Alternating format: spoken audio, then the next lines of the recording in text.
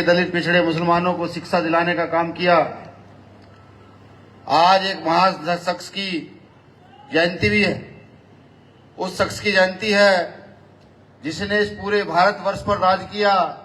पूरा भारतवर्ष आज का भारत नहीं, वो भारत जिसमें पाकिस्तान भी आता था, वो भारत जिसमें अफगानिस्तान भी आता था, पूरा एशिया जिसमें आता था, उस पूरे एशिया पर जिसने राज किया, सम्राट अशोक को भी मैं नमन वंदन करता हूं। आज एक भारत के बड़े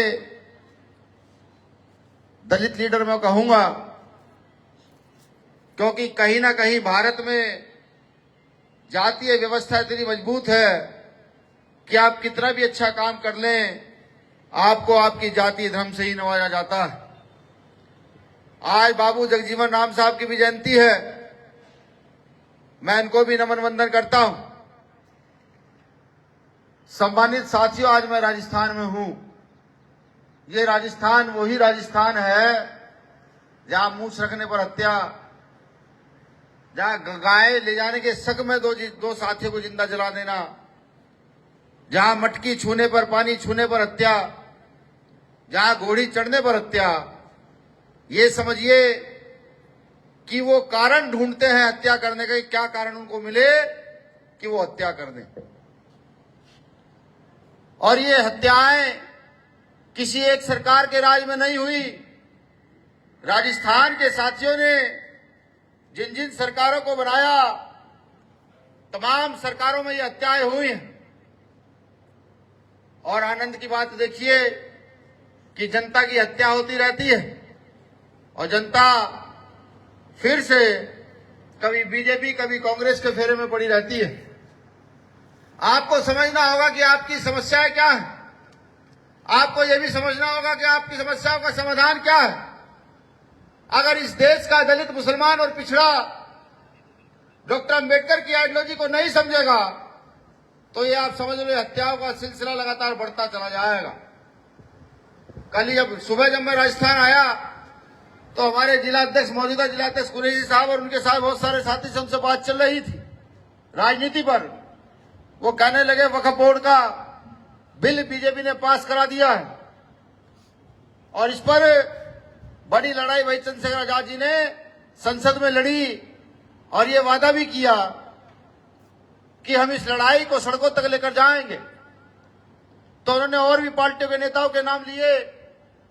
तो मैंने उनसे कहा कि हम इतने सीधे लोग हैं, हम उनकी चाल को नहीं समझ पाते। हालांकि पुरानी पार्टियां ये जानती थी कि बीजेपी अगर सत्ता में आएगी तब उसका उद्देश्य वक्फ बोर्ड की जमीनों को हड़पना होगा। और मैं आपको इससे अगला स्टेप भी उनका बता दूं। उनका अगला स्टेप जनसंख्या नियंत्रण पर कानून बनाना होगा कि आपके घर में अगर 3 बच्चे हैं तो आप किसी प्रकार का कोई चुनाव नहीं लड़ सकते। लेकिन नेता, भारत की राजनीति के नेता हमें खिलाते हैं कैसे कि हमें ये पता होते हुए कि ये होगा, यहाँ के नेताओं को ये पता होते हुए कि ये होगा, लेकिन फिर भी वो अपनी जिद के कारण भारतीय जनता पार्टी की सरकार को स्थापित करने का काम करते हैं। वो काम कर रहे हैं यहाँ अनिल धैनवाल जैसे लोग, वो काम कर रहे हैं यहाँ कुरैशी जैसे लोग, वो काम कर रहे हैं भामा साहब भाई जैसे लोग। इनको राजनीतिक सत्ता की चाबी नहीं देना चाहते। अब आप सोच रहे होंगे कि ये आदमी इन बातों को किस ओर लेकर जा रहा है। ये आदमी बातों को किस ओर लेकर जा रहा है, यही समझने का सवाल है। तमाम नेता आएंगे, राजनीतिक बात करेंगे, आपको बहलाएंगे, फुसलाएंगे, लेकिन वो अपनी कमियां आपको नहीं गिनवाएंगे। अगर यहां कांग्रेस चाहती तो भारतीय जनता पार्टी की सरकार यहां ना बन पाती। लेकिन कांग्रेस दलित, पिछड़े, मुसलमानों को प्रतिनिधित्व नहीं देना चाहती। वो सिर्फ ये चाहती है जो नेता उसकी काट गुलामी करते हैं, जो नेता उसके पैर चूमते हैं, वो उन्हीं नेताओं को आगे बढ़ाएगी। जब यहां चुनाव था, मुझे लगता है कि कांग्रेस से भीम आर्मी में समाज पार्टी के लोगों ने गठबंधन की बात कही और ये कहा बिना शर्त के कि हमें बहुत कम चीजें दीजिए, अगर आप हमें 2 से 3 सीटें भी देंगे 1 सीट दलित के लिए, 2 सीट पिछड़ों के लिए, 2 सीट मुसलमानों के लिए, 5 सीट भी देंगे तो हम पूरी ताकत लगाएंगे आपको खड़ा करने में। लेकिन कांग्रेस ने बात नहीं मानी, बीजेपी को सत्ता दे दी, लेकिन आजाद समाज पार्टी भीम आर्मी का एक कार्यकर्ता जीत कर चला जाए, ये कांग्रेस को भी मंजूर नहीं था। अब आप सोचिए, इस वक्त वोट बिल जो आया है, क्या ये सिर्फ बीजेपी की देन है? नहीं, ये मौजूदा तमाम उन राजनीतिक दलों की देन है जो पहले से सत्ता में रहते हैं, जो यहाँ शासन कर रहे हैं, और हम समझ नहीं पाते, हम जान नहीं पाते। लगातार संविधान में प्रहार है, हम नहीं समझ पा रहे हैं। इस देश की आबादी जब मैं देखता हूं तो हर रिक्शा चलाने वाला, हर मजदूरी करने वाला, हर गेहूं काटने वाला, हर सफाई कर्मचारी बहुजन समाज का व्यक्ति होता है, यादव का दलित होता है, पिछड़ा होता है, मुसलमान होता है। अगर मैं आबादी की बात करूं तो ऐसा कोई गांव नहीं बसता जहां गरीब गुरबे नहीं रहते, जहां मजदूर किसान नहीं रहते, जहां दलित मुसलमान नहीं रहते, सब कोई गांव भारत का नहीं दिखता। फिर मैं एक और बाबा साहब अम्बेडकर की ओर ध्यान करता हूं कि 26 जनवरी सन 1950 को जब डॉक्टर अम्बेडकर इस देश में संविधान लागू करा दिए थे, संविधान सौंप दिए थे, तो हंसते हुए बाहर निकलते हैं और बाबा साहब के साथ के नेता उन्हें कहता है कि डॉक्टर अम्बेडकर आज बहुत खुश लग रहे हो। बाबा साहब कहता है मैं बहुत खुश हूं, आज मैंने रानी का पेट चीर दिया है। अब राजा रानी के पेट से जन्म नहीं लेगा, अब राजा यहाँ के मजदूर, किसान, दलित, पिछड़े, मुसलमान, यहाँ के शोषित वंचित वर्ग के वोट से जन्म लेगा। जब ये बात डॉक्टर अम्बेडकर कहते हैं तो उनके सामने के नेता हंसते हुए कहते हैं कि डॉक्टर अम्बेडकर तुम इन लोगों को अधिकार तो दे चले हो, लेकिन याद रखना हम इन लोगों को डराएंगे, इन लोगों को धमकाएंगे, जरूरत पड़ी तो इन लोगों को खरीदेंगे, लेकिन राजा अपना बनाएंगे। उन्होंने ऐसा ही किया। चंद मुट्ठी भर लोग जो इस देश पर शासन कर रहे हैं, उन्होंने राजा अपना बनाया और लगातार राजा अपना बनाया। हम उनके खेल में फंसते रहे, वो हमें खिलाते रहे, हम खेलते रहे और राजा उनका बनाते रहे। फिर हम रोते हैं, हम ठीकरा फोड़ते हैं दूसरों के सिर कि अब SC/ST एक्ट कानून का बदलाव कर दिया, अब अगर बोर्ड की उन्होंने जमीनें छीन ली, अब वो हमारी हत्या कर रहे हैं। बाबा साहब अम्बेडकर को समझो, इस वोट की ताकत को समझने का काम करो। डॉक्टर अम्बेडकर वोट की ताकत इसलिए देकर गए थे, यहाँ के गरीब, मजदूर, किसान, दलित, पिछड़ा, मुसलमान खड़ा होकर के अपने अधिकार लेगा और अपने बीच के व्यक्ति को निकाल करके यहाँ विधानसभा और संसद में भेजने का काम करेगा। भीम आर्मी के लोगों ने सबने मिलकर के राजस्थान के लोगों भी गए, वहां बहुत मदद की, पैसा भी लेके गए, अनाज भी लेके गए, खुद भी गए और एक व्यक्ति को, भीम आर्मी के एक व्यक्ति को संसद में भेजने का काम किया, वही चंद्रशेखर आजाद। ऐसी एक लड़ाई बताओ जब से चंद्रशेखर आजाद विधान संसद में पहुंचे हैं कि वो आपकी आवाज ना उठा रहे हो। चाहे राजस्थान की आवाज हो, मध्य प्रदेश, हरियाणा, केरला, कर्नाटक की, पूरे देश की कहीं की आवाज हो, तो सबसे पहली आवाज लड़ने वाली उस सदन में चंद्रशेखर आजाद की है। 500 कुछ एमपीओ में क्या अकेले एमपी रह गए हैं अपनी आवाज को बुलंद करने वाले, हर गरीब मजदूर की बात को उठाने वाले? ये समझना पड़ेगा, सोचना पड़ेगा। अगर आज हम नहीं सोचे तो समझिए जो स्थिति आज है, आने वाले समय में ये RSS के कच्छेधारी लोग, ये भारतीय जनता पार्टी के कच्छेधारी लोग, जिन्होंने कभी आजादी की लड़ाई में सहयोग नहीं किया, जिन्होंने कभी बेटियों का सम्मान नहीं किया, जो आज हमें देशभक्ति का पाठ पढ़ाने चले हैं, जो आज इस देश के मुसलमान को आतंकवादी बताते हैं, मैं उनको बताऊं और आपको भी बताना चाहिए कि इस देश की आजादी में जितना योगदान किसी अन्य धर्म के लोगों का है, उतना ही योगदान इस देश में मुसलमानों का है। मैं तो उत्तर प्रदेश के जिले से आता हूं। जब आजादी की लड़ाई चल रही थी, मामला पीक पर था और अंग्रेजों का इतना बड़ा दबाव था कि कोई घर से बाहर निकलने के लिए तैयार नहीं था। उस समय मेरे जिले से रेशमी रुमाल नाम की एक वो चलाई गई, रेशमी रुमाल नाम का एक आंदोलन चला गया। वो आंदोलन पूरे देश में विश्वविख्यात हुआ। उसके बाद इस देश को आजादी मिली। तो ये हमें बताना होगा। अगर आप सोचते हैं कि इनसे डरकर घर में बैठकर काम चल जाएगा, तो भ्रम की स्थिति में मत रहो। मौत एक बार आती है, दोबारा मौत नहीं आती। और ये जान लो, जब मरना ही है तो लड़कर क्यों ना मरा जाए, क्यों इनके सामने झुककर मरा जाए, इनके सामने सीना चौड़ा कर खड़ा हुआ जाए और कहा जाए नहीं, हम इस देश का तख्ता पलट करेंगे, इस देश का तख्ता पलट करेंगे, ये इनको कहा जाए। लेकिन हम न जाने कहां सो रहे हैं।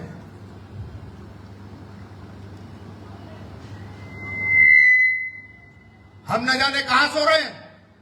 कोई घटना घटित हो जाती है, हाथ जोड़कर नेता के पीछे भाग पड़ते हैं। कोई घटना घटित हो जाती है, अधिकारियों के पैर चूमने के लिए तैयार है। क्यों? अपनी ताकत को पहचानो। डॉक्टर अम्बेडकर तो अधिकार दे गए, उनको समझो। यहाँ चाहे मुख्यमंत्री हो, प्रधानमंत्री हो, यहाँ का MP MLA हो, यहाँ का कलेक्टर SP हो, वो किसी से डरता है तो जनता से डरता है। ये बात लिख लो। हम इतने ताकतवर लोग हैं, अगर चाहे तो दिन के दिन इस देश की प्रदेश की सत्ता को उखाड़ फेंक सकते हैं। हम इतने ताकतवर लोग हैं। अगर हमें अपने इस वोट की ताकत को पहचान जाए और बल मुट्ठी होकर एक जगह खड़े हो जाए, तो मैं ये कहता हूं व्यवस्था बदल जाएगी। अब आपके मन में एक सवाल उठ रहा होगा कि इतनी सारी पार्टियां हैं, मेरे समाज का नेता, मेरी जाति का नेता, मेरा रिश्तेदार तो कांग्रेस बीजेपी में है, मेरी मजबूरी से वोट देना है। आप ये सोच रहे होंगे कि नहीं, यही दो पार्टियां हैं, इनमें से एक को वोट देना पड़ेगा। आप ये भी सोच रहे होंगे, लेकिन आपने कभी तीसरा पहलू सोचने की कोशिश नहीं की। तीसरा पहलू क्या है? जो आपकी बेटी की रक्षा करता हो, जो आपके धर्म की रक्षा करता हो, जो आपके समाज की रक्षा करता हो, जो गरीब मजदूर किसान की रक्षा करता हो, उसके लिए खड़ा होता हो। तीसरा विकल्प वो है। उसके साथ आंख बंद कर चल पड़ो और कहो उसको भी, अब तेरी साथ है, तुझे सारा काम करना है। जिस दिन ये कहोगे तो अपना व्यवस्था बदल जाएगी। और मैं खुले मन से भी कहता हूं, जब कभी आपको लगे कि भीम आर्मी आपका सहयोग नहीं कर पा रही, भीम आर्मी आपका साथ नहीं दे पा रही है, तो डॉक्टर अम्बेडकर ने संविधान में प्रावधान किया कि आप इस देश में कितने भी राजनीतिक दल, अलग अलग सामाजिक संगठन जब मर्जी बना सकते हैं। एक नया आयाम खड़ा कर देना।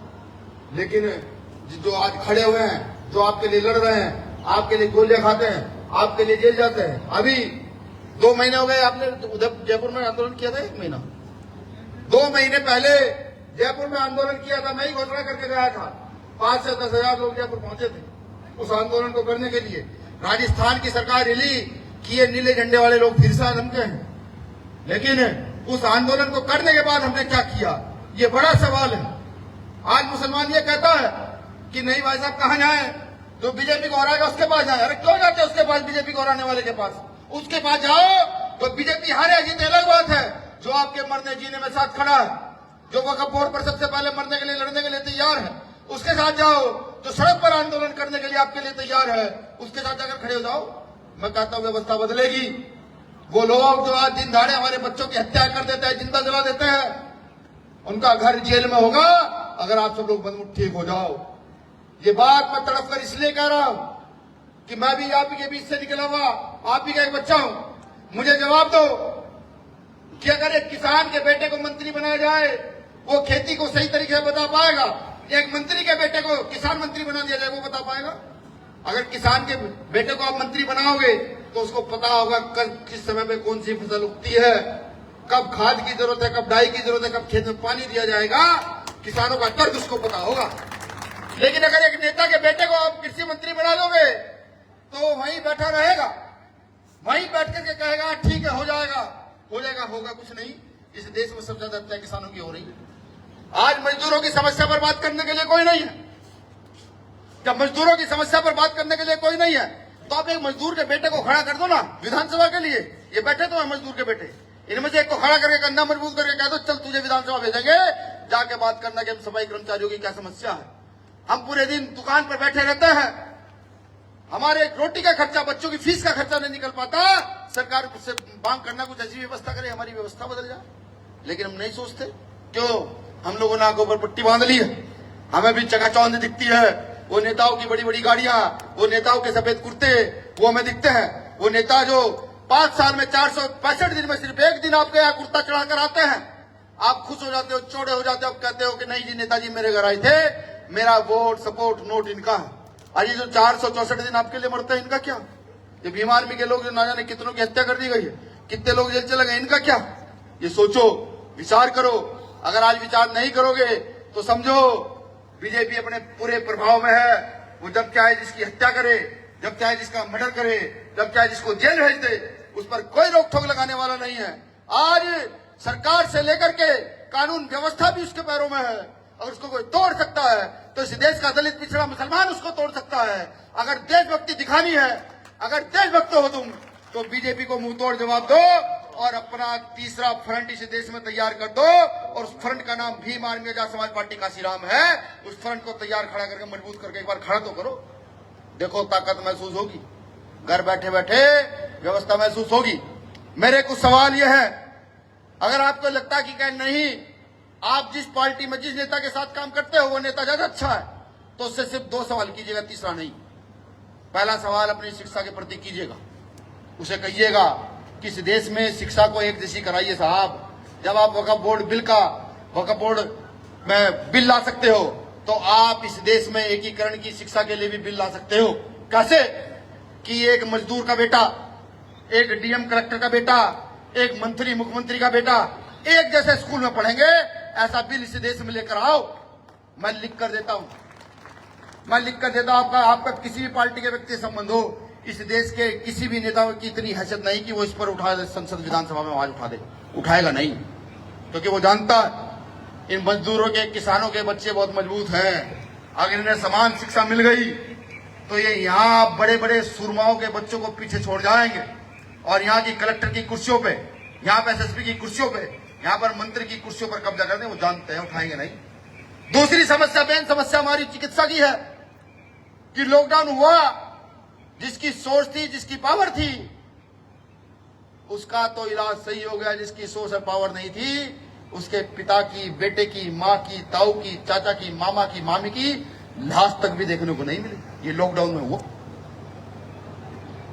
कह दो इन मंत्रियों को कि इस देश में एक जैसी शिक्षा कर दो, सब चिकित्सा कर दो, सबके लिए फ्री कर दो, कि अगर डेंगू का बुखार चले तो एक बेड पर डीएम अपना इलाज करा रहा हो, दूसरे बेड पर मंत्री अपना इलाज करा रहा हो, और तीसरे बेड पर एक रिक्शा चलाने वाला, एक सफाई कर्मचारी अपना इलाज करा रहा हो। आपको लगता नहीं ये सुधर जाएगा? हॉस्पिटलों का वातावरण सुधर जाएगा तो कई लाख की फीस लेते हैं।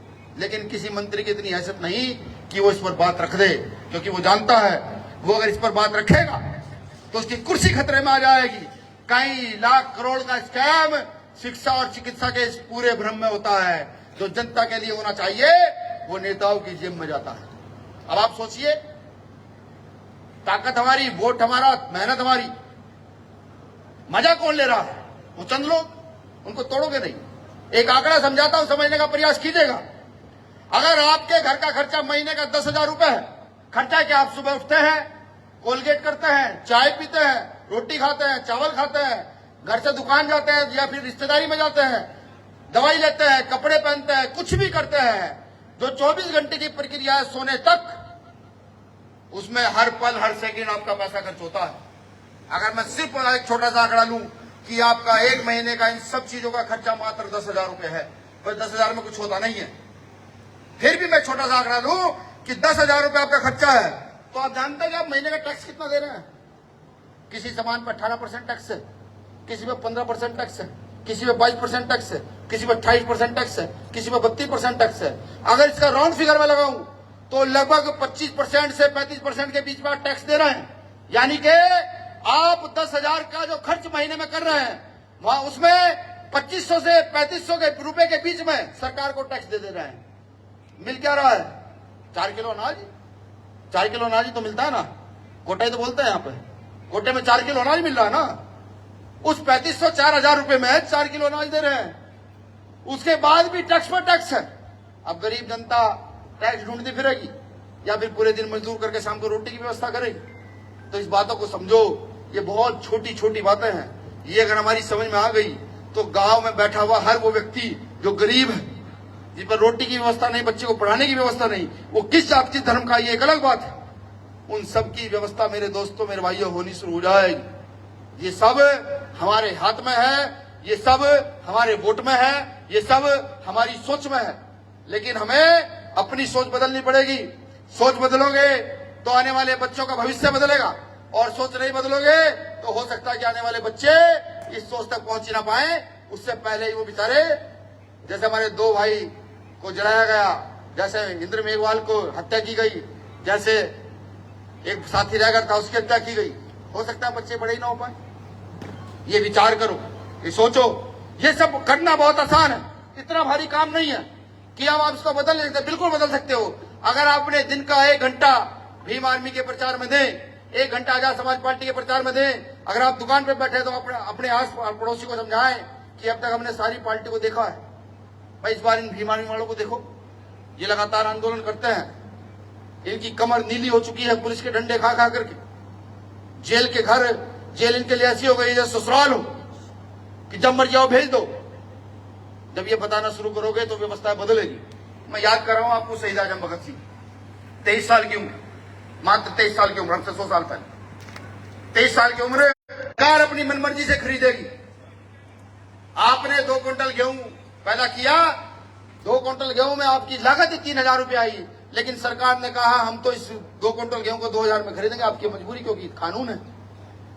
और वो जो प्राइमरी स्कूल बंद हो रहे थे, वो बंद इसलिए किए जा रहे थे कि जब गांव दर गांव किसानों की खेती पैदा की गई मेहनत को खरीदा जाएगा तो उनको व्यापारियों को रखने के लिए जगह भी चाहिए। तो सरकारी स्कूल बंद किए जा रहे थे और अडानी को शिफ्ट किए जा रहे थे। यही वक्फ बोर्ड में शायद मुझे लगता है कि यही प्लान हो सकता है, क्योंकि वक्फ बोर्ड की जो जमीनें हैं वो जागीर में दी गई जमीनें नहीं है, वो लोगों द्वारा दान की गई जमीनें, कब्रिस्तानों के लिए जमीनें, ईदगाहों के लिए जमीनें, मस्जिदों के लिए जमीनें दी गई हैं। वो आज उस पर प्रहार कर रहे हैं, वो आज उस पर लगातार चोट पहुंचा रहे हैं और हम जागने तक के लिए तैयार नहीं है। सिर्फ बात करने से बात बन जाती तो सब कुछ ठीक था, लेकिन बात करने से बात बनेगी नहीं। जब तक सड़क पर नहीं निकलोगे, यहाँ की व्यवस्था को नहीं बदलोगे। आज वो नेता जो बीजेपी के सहयोग में है, चाहे वो मुस्लिम लीडरान भी क्यों है, उनकी चौंच बंद है, वो बोल नहीं पा रहे हैं, वो कह नहीं पा रहे कि हम मुसलमान हैं और हमारे साथ गलत हो पा रहा, वो नहीं कह पा रहे। अरे आपको तो अपना तो अपने आप तो कहना शुरू करो, अपने आप तो खड़े हो जाओ। और जिसको डर लगता हो मरने का, जो कहता हो भैया मैं जेल चले जाऊंगा, जमानत कौन कराएगा, तो इसे गले में डाल के जाइएगा, सिर्फ इसे गले में डाल के जाइएगा। चाहे दलित हो, मुस्लिम हो, पिछड़ा हो, कोई भी हो, अगर उससे अन्याय हो रहा तो इसे गले में डालकर चले जाइएगा और जेल चले जाइएगा।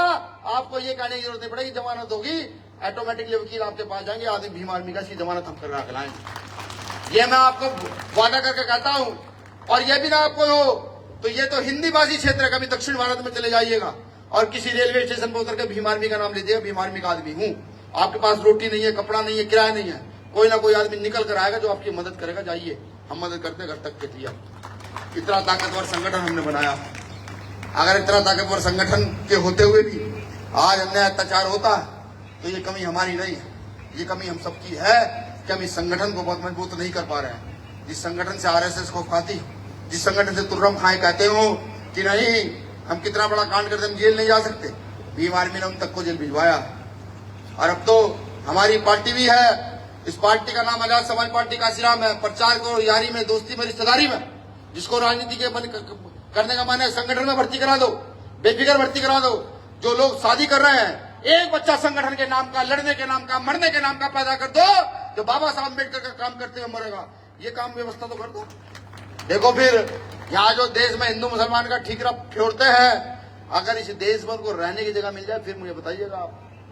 वही लोग जो आज उनके पक्ष में खड़े हैं, कल वही लोग जूता उठाकर उनके पीछे भाग पड़ेंगे कि नहीं तुमने कभी शिक्षा की बात नहीं की, कभी नौकरी की बात नहीं की, कभी उन्नति और तरक्की की बात नहीं की, तुमने धर्म के नाम पर हमारे बच्चों को मरवाने का काम किया। वही लोग जूता उठाकर खड़े हो जाएंगे। ये व्यवस्था हम सबको बदलनी है मेरे साथियों। समझने का समय है, संभलने का समय है, जानने का समय है। अगर आज भी हम ना संभले और आज भी हम ना खड़े हुए तो याद रखिएगा, ये मैं नहीं कहता, बात बहुत बुरी है। हो सकता है राजस्थान के लोगों को चुभ जाए, लेकिन चुभे तो इतनी अंदर तक चुभाना कि इस बात को चुभने के बाद आपको नींद ना आ पाए।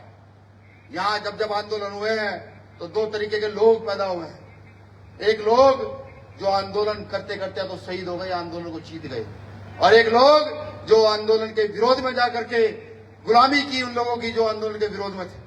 अब आपको तय करना है कि आपको क्या करना है। चुप रहना भी अन्याय के खिलाफ मौन सहमति होती है।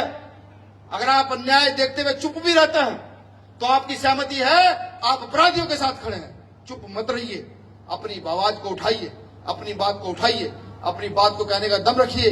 कोई रोकता है तो उसको बताइए। इस देश में आर्टिकल 19 हमें अधिकार देता है, कोई किसी का बाप हमें नहीं रोक सकता, कोई सरकार कोई कानून हमें नहीं रोक सकती। बताना तो शुरू कीजिए। इतने अधिकार हैं, इतने मौलिक अधिकार हैं, इतना सब कुछ है कि अगर आप उन पर चल जाएं, उनका प्रयोग कर जाएं तो व्यवस्था बदल जाएगी। शुक्रिया, आपने मुझे सुना। इस बीच मेरी बात कोई बुरी लगी हो उसके लिए माफी चाहता हूं। वैसे माफी मांगता नहीं, लेकिन फिर भी माफी चाहता हूं। चंद लाइनों से अपनी बात खत्म करूं।